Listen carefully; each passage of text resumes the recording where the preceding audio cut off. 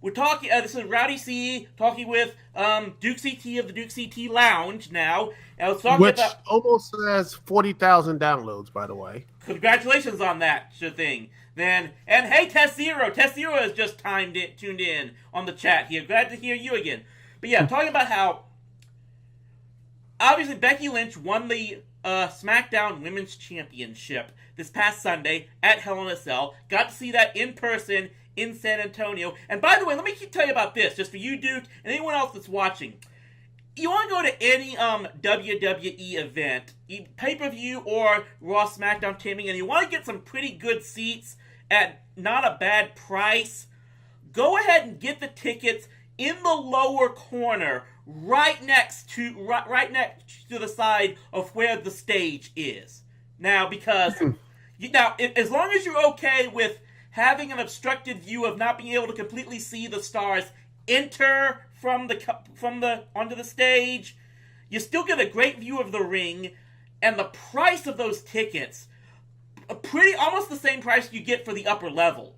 Oh So, yeah, I so mean yeah, but that's not. but if you go ahead, I'm Yeah, sorry. just say if you're okay with just not being able to see them completely when they first enter the stage, you actually get a pretty good view. Just a word of advice there if you're anyone looking to get tickets for that. But anyway, like I was saying, it's pretty clear that the direction they're taking with Becky Lynch's character. What I was saying here is, if I can compare them to almost like Marvel characters, Mm. Becky Lynch used to be Squirrel Girl. She was this smiling, ecstatic, charismatic, kind of dorky character that could still kick major ass. And it was just a very fun character to watch. Yeah. And they've essentially turned her into Black Widow. Very cold, calculating, loner type. And just from watching the Marvel movies, I like Black Widow's character. I think Scarlett Johansson's done a great job portraying it, but it seems to me, especially in the world of wrestling, we don't have enough Squirrel Girl type characters. And Becky Lynch really filled in that void very well. And maybe part of it's that's the reason that why we don't have that character anymore is why I'm not behind it. But the other thing I keep asking myself is, why is a guy like me, who is such a legendary fan of a guy like Roddy Piper, a guy who now has someone who now has 4 copies of this T-shirt in my possession right now, why can't I get behind Becky almost becoming like Piper? And I think, Well, yeah, I think this is the reason. I'll give you your take. Well, I'll just maybe see what you have to say first. well, you should go ahead first. Okay, very well. What I start to think about is considering is the thing is, Piper was always like that from the beginning. He was always a loudmouthed jerk who was gonna tell you exactly what was on his mind, and you may not like what he was gonna say, but you always knew he was honest about what he was going to say.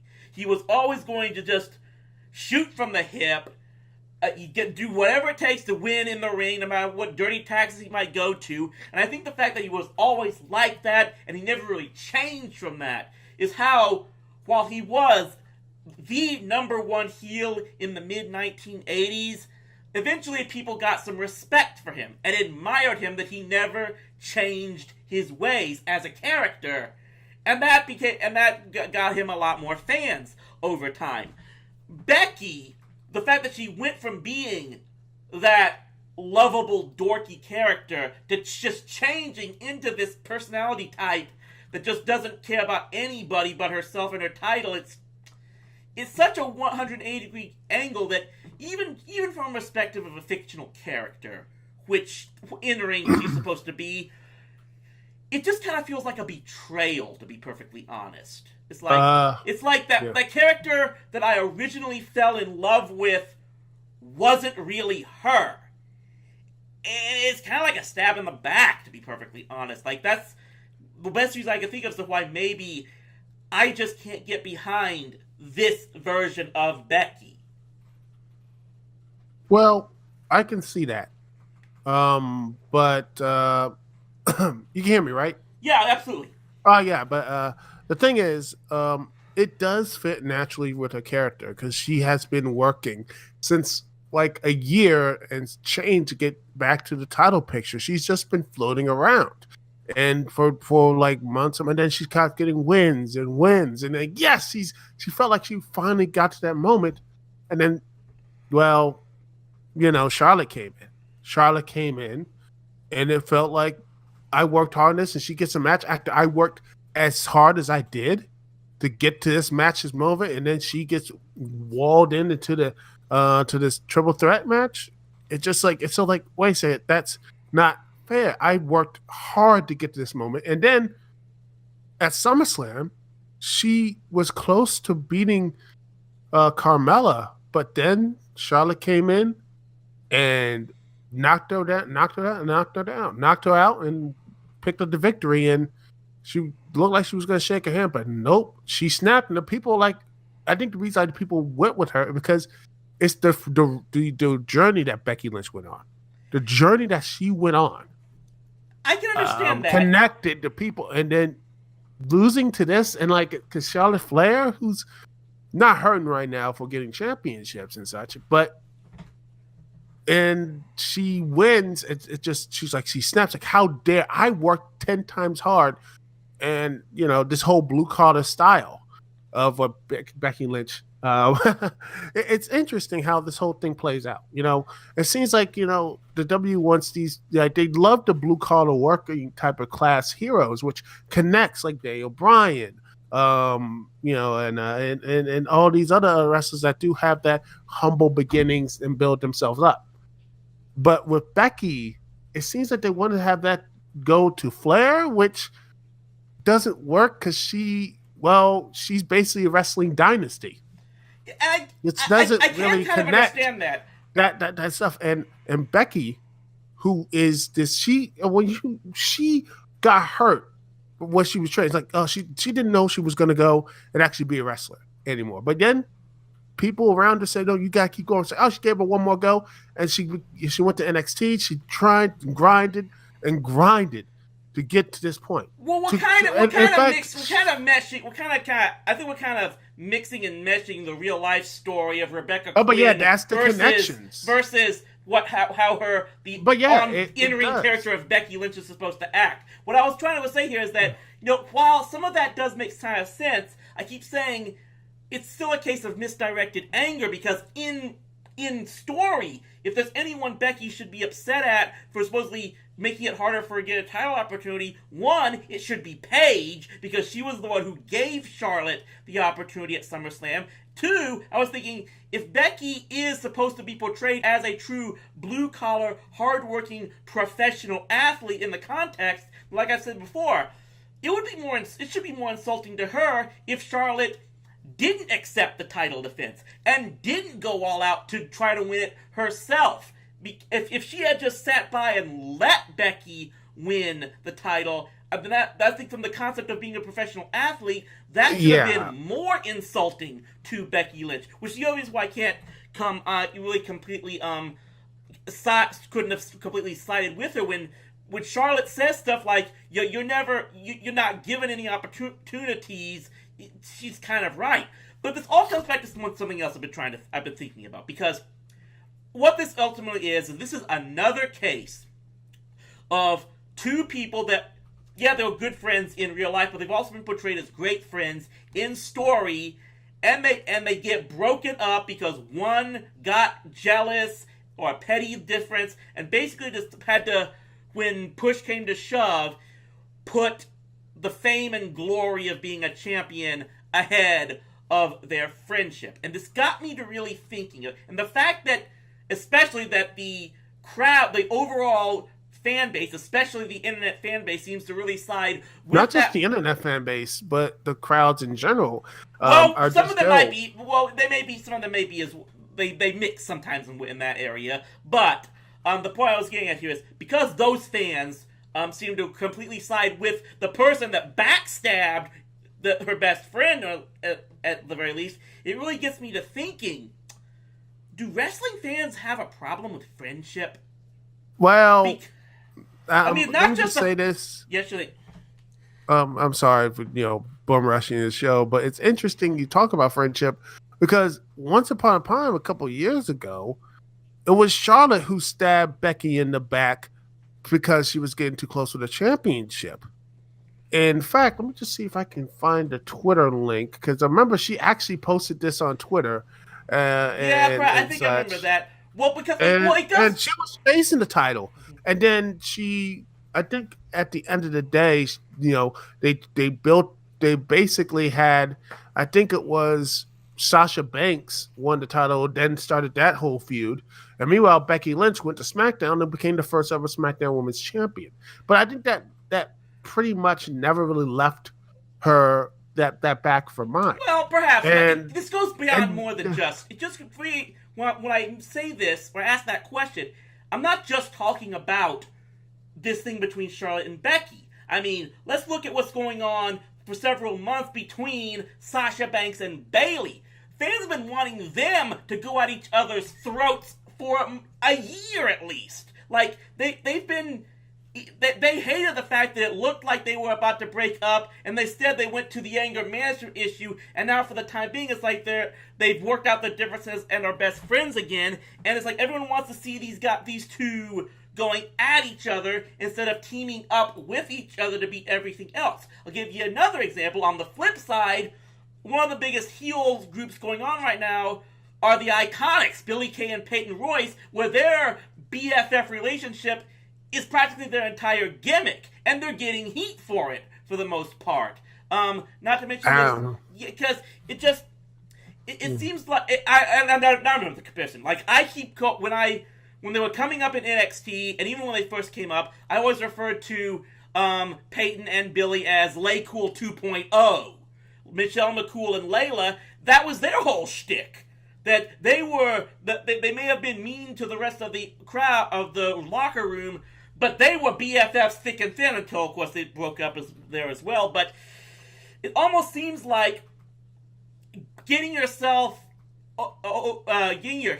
heat as a heel is trying to say, hey, that you're best friends with this other guy while being an absolute loner who's only out for yourself and will go through anybody to get what you want, and you don't care about anybody else or anybody else's feelings. That almost gets you over with the crowd now. I think the reason why for that is I think because they feel like this is the monster WWE made because all the interesting character development, all the interesting things that people can go, you have to be a villain, you have to be a heel, you have to be everything else. Like I said, I know you don't like Lucha Underground, but I like the fact that there are actually good friendships and actually people who are on the good side. Like I said, Drago and Aerostar, those two went through like in season 3. Drago looked like he was lost forever and lost under the spell of I think of the reptile tribe. But yet he persevered, and in this season he got the reptile tribe to free Drago, Aerostar, to free Drago, and bam, that was actually a pretty good conclusion storyline.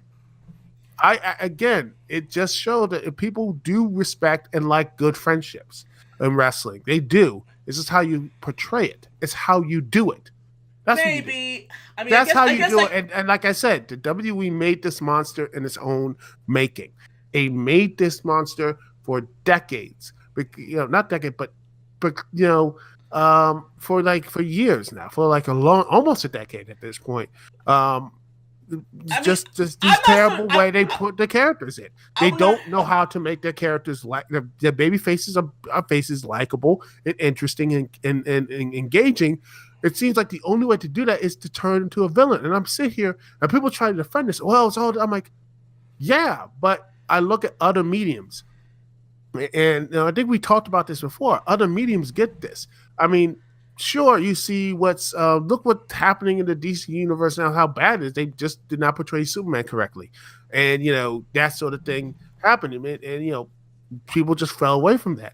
You look at, say, someone like, say, Captain America. Was he an asshole at first? No, he was a good, decent human being. And he does have these principles of loyalty, that sort of thing. That is what people connected to. That is what people seems to like. And to say that people are just going to say, well, that's the laziest thing. And that's why I look at wrestling and see that the declining ratings, the kind of stuff, and I'm like, that's why it is. They don't know how to make a good, likable character. And fans seem to be conditioned to think that if you have to turn to a villain, a heel, to be interesting. And I'm like, that's laziness to me.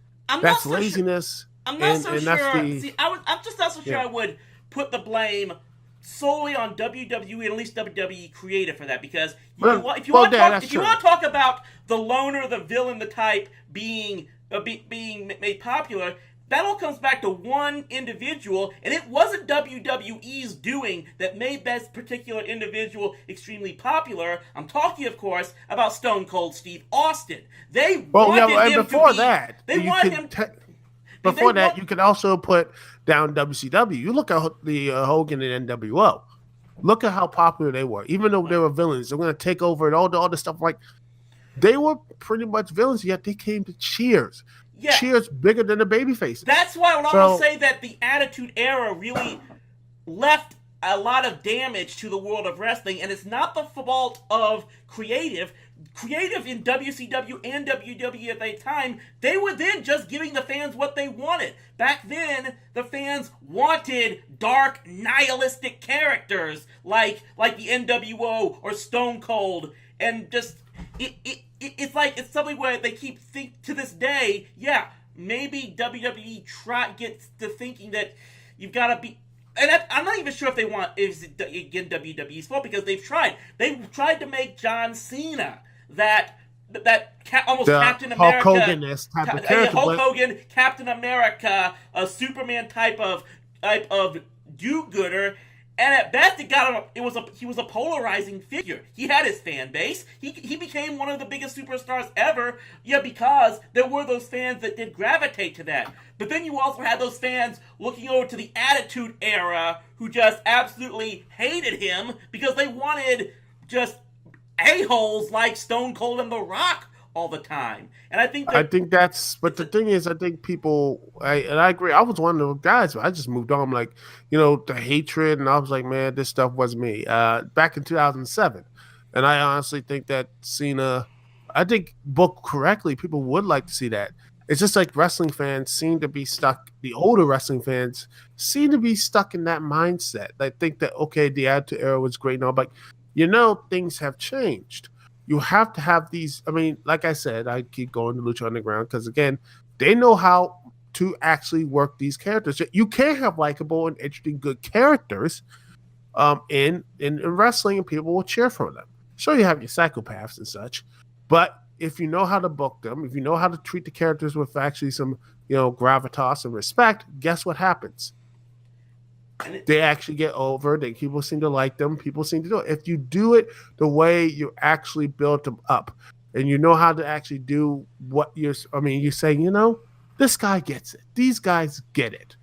That's how you do it. I just think the fan base, at the very least, best case scenario, the fan base is so fractured right now that I think you could try to create that character, and you're still going to get people that just hate him just for the fact that they don't want that type. They're just I get that. It's a very difficult situation where I think you're gonna have to make a decision. You have to make a decision as to what type of people you're going to try to please. And maybe there's people who are constantly yelling on the internet aren't the type you need to go after. Because I'm not even sure they even think these things all the way through. Because let's say this. If they get... Obviously what they would want to get their wish right now with Becky is for her to continue to be this cold, dark loner who has no friends, doesn't care about anything, and they also expect her to hold this belt for quite a while now. Well, guess what's going to happen if that occurs? You're going to have her go up against Naomi. You're going to have her go up against Asuka. And she's not going to be friendly with those people who are crowd favorites. She's going to treat them like dirt. She's going to just attack them from behind and backstab them. And are you going to want to see that? Are you going to see... But you're going to see someone you're supposed to cheer from. This cold, lack of a better term, this cold biatch. You like her because she's a cold biatch. But when she starts acting like a cold biatch to these other people you like who aren't like that, are you going to really want to see that? Now, personally, I'm going to... apologies if I'm going to give away a spoiler here. I don't think Becky's holding on to the title for very long. And that's not just out of guessing how WWE acts, but it's also, I think they may have let the cat out of the bag here, because there's actually, they're coming back here in North Texas in a few months. There's going to be another house show at my alma mater, the College Park Center at UTA in Arlington, Texas. It's scheduled for early December. And apparently, according to one of my friends on Twitter, it was advertised as promoting Charlotte defending the women's title against Becky Lynch. Now, it's possible they put that out there with the portion of saying, "Oh, we set that out there back when Charlotte was the champion, and we had no idea what would happen at Hell in a Cell." But then again, given how if they really play something out, I'm just saying I wouldn't be surprised if by Survivor Series, Charlotte gets the title back. Sorry to break things to everyone there. Maybe I'll get proven wrong. Well, yeah, it's. I think that she's not going. I mean, but the problem is long term. I think if Becky does get through Charlotte, what else is there she could do? I say maybe a bit of a redemption arc. Maybe if they were doing something right, I think the best thing they could do is to build this up for a while. She loses to Asuka at WrestleMania. And she continues to have this mood and everything. Have Bayley get drafted to SmackDown and help Becky try to be more, more friendly and such. And Becky starts to drop her stuff again. Like she doesn't get back. It's not instant, but it does happen eventually over time. And I would do it another way. Just, can you finish? Let me finish one my thing. apologies. My apologies. All right, and you, meanwhile, you have a villain, and the force again. Meanwhile, you have Charlotte beat Ronda Rousey at WrestleMania for the Raw Women's Championships. She's just in shock and whatever. And she shakes her hand. At first, she hesitates. She shakes her hand, whatever. Then during Monday Night Raw and all this stuff keeps going on, you see Sasha Blazier. She comes in. She's connected with Ronda Rousey and then start beating people up. They both are beating her and Sasha Banks up. And during the pay-per-views, they during that, all the other four horsewomen come around and start beating up, Charlotte and Sasha and such. Then you have Bayley come out, try to help out and everything. And Becky is there, but she's hesitant. She's hesitant to help Charlotte again. And it's just going back and forth. And you build this up. And you have the rest of the four horsewomen versus the UFC four horsewomen. You build this up. It's maybe Charlotte and Becky, can they get along? Like at the next Women's WWE Evolution and such. You make it like a fatal, make it a War Games or whatever, which would be great. Which hopefully by that time, Vince is going to be off doing his XFL stuff. So we will be, we'll probably finally have a main roster War Games and just have those two teams go at it. And you would have a moment in the match when you have like Ronda about to destroy Becky, but yet Charlotte takes the hit for her. And right then, you have Becky go gets really upset and just starts wailing on Ronda, doing these type of stuff, and sees that that selfishness, and it just it starts the process. The process was starting, but it does kick a bit in overdrive. I don't know who they win or not. But at the end of the match, you have Charlotte and Becky shake hands and say that, even though they're on different shows, the road to friendship is back on. That sort of thing. But that's how I would do it. Yeah. But yeah. I presented my own version on the last Wrestling Roundup. It'll be a more condensed version, especially how to get this whole thing resolved, in my mind, quicker, because, like I said, I don't see how this version of Becky can work long-term as this tweener, even for that time period. What I projected was this. And, of course, it was contingent on Becky losing at Hell in the Cell. But I think this can still work regardless of how long she retains this title, whether or not she drops it to Charlotte at Evolution one way or the other. But this is the thing. Eventually, Becky's got to realize, it's being shown that not only is Charlotte now shunning her, but I said, the people like Asuka and Naomi and all these people just look at her and just, they don't like this version either. It's like, the best thing I thought could have happened on SmackDown last Tuesday was to have someone like Naomi approach Becky and say, well, congratulations, you won your championship, but it looks like that's all you've got, and then just walk away in a huff. Like, I don't want to have anything to do with you anymore. And you have to make it perfectly clear that, okay, Becky, you've got your title now, but you are all alone. You have nobody in that locker room who supports you. And that's eventually got to weigh down on her. And maybe about, was this really worth it if everybody now hates me? And then to drive the point home, in come the Iconics. You've got those villains already on SmackDown where they just taunt and bully and pester Becky constantly about how all alone she is. She lost everything just for that title, or maybe after she drops the belt, she's lost everything and she doesn't even have her title anymore, and they just get on her case so much. Eventually, they come to blows. Becky's so upset, she's willing to take on both of them at the same time. She gets into handicap matches with Peyton and Billy all the time, and just, and she's, of course, it never works out for her. They can just double team and beat her up all the time. Eventually it gets to the point where they want to do some serious damage to her, and that's where it just goes over for Charlotte, because Charlotte's been watching all this from backstage, and finally she just can't take it anymore. She can't sit back anymore. She runs out there, helps take out Billy and Peyton, and just makes it perfectly sure to say, you are not doing this to her. Look, Becky, you may be this absolute jerk, but I still love you like a sister. You are still my friend, and I am not going to let you, I'm going to sit back and let you get beat up like this. And like I said, it could maybe then be built into some type of fatal four-way match for the title between Becky, Charlotte, Billy, and Peyton, where one way or the other, especially one, Billy and Peyton end up having to come to blows in that match, because you have a situation where now that a title's on the line for one of them, they've got to almost like decide, are they going to go after one another for either one to get that title. And that's why I thought Becky should have won, because then you would have had a situation where, one, the Iconics can finally understand, yeah, there are some things that could put a test on a friendship, but then at the same time, Becky would finally get her comeuppance on Charlotte in that match, in a match that's even tougher to win than a triple threat.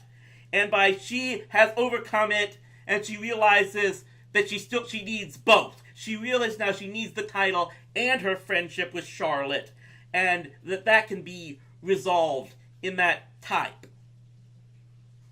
Yeah, but I think, I honestly think the Bailey coming in, actually, both from switching brands, though, I think is better for the long term, though.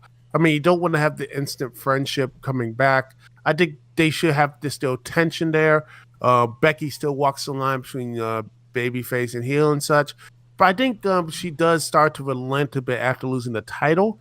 And I think she becomes more open after when Bailey comes back, Now she gets a little hesitant with Bailey, but Bailey helps bring that lovable character back in a more of a I like the long arcs. That's what I'm trying to say. I mean, I'm not against long arcs in some form. I guess I just don't see how. I don't see this version of Becky working long term. I think it's gonna get stale very quickly. But maybe that's just me. Maybe I just don't think, especially because you would have to have her go up against, in order to drag this thing out, you would have to have her go up against other baby faces on SmackDown. And you're gonna have to, if you're gonna drag this thing out till after WrestleMania for her to get drafted, something's gonna, if they really try to keep this character going, Charlotte's the one that leaves Raw because if she wins the World One way or the other is that if you have to keep dragging this on at least into next year, I think it's gonna get tiring quicker than a lot of people think. But Yeah, I can see that happening. But yeah, thanks for having me on, man. yeah, absolutely. Duke takes. I'll try to have you on at any time possible. This, of course, Charles Thomas, Duke CT of the Duke CT Lounge. We're talking about here on just where I think that.